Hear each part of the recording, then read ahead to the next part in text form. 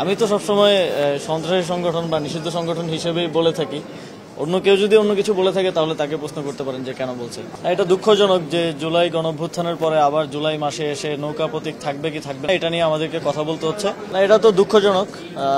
আমরা লক্ষ্য করেছি যে সারা দেশ থেকে বিভিন্ন সন্ত্রাসীরা সেখানে গিয়ে আশ্রয় নিয়েছে এবং গতকালকে একটা নেক্কারজনক ঘটনা সেখানে ঘটেছে। এটা আমরা কখনোই প্রত্যাশা করি না। আমরা চাই যে শান্তিপূর্ণভাবে বাংলাদেশের মানুষ শান্তিপ্রিয়, শান্তিপূর্ণভাবেই সবকিছু রাজনৈতিক কার্যক্রমও চলবে, এটাই আমরা প্রত্যাশা করি।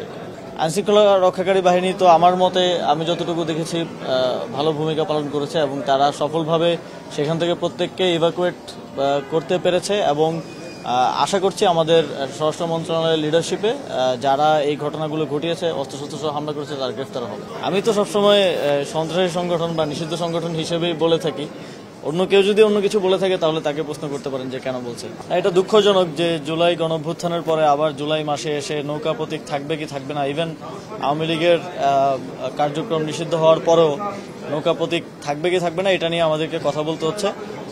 উইথ অল ডিউ রেসপেক্ট, যেহেতু আমাদের ইলেকশন কমিশন সাংবিধানিক প্রতিষ্ঠান এবং আমি সরকারের একটা অংশ হিসেবে না, আমি বাংলাদেশের একজন নাগরিক হিসেবে এবং জুলাইয়ে যারা জীবন দিয়েছে, যাদেরকে হত্যা করা হয়েছে, তাদের জায়গা থেকেও এটা অত্যন্ত অবিবেচনা প্রসূত আমি মনে করি এবং অবশ্যই আমি অনুরোধ করব যে নির্বাচন কমিশন এটা পুনর্বিবেচনা করবে এবং আমাদের জুলাইয়ের যে স্পিরিট আছে এবং একই সাথে সরকার যেই দলটিকে এবং যেই মার্কাটি ব্যবহার করে মানুষের ভোটাধিকার হরণ করা হয়েছে কোটি কোটি মানুষের 3 দফায়, সেই মার্কাটিকে আবারও রাখাটা এটা জুলাই গণঅভ্যুত্থানের স্পিরিটের সাথে সাংঘর্ষিক।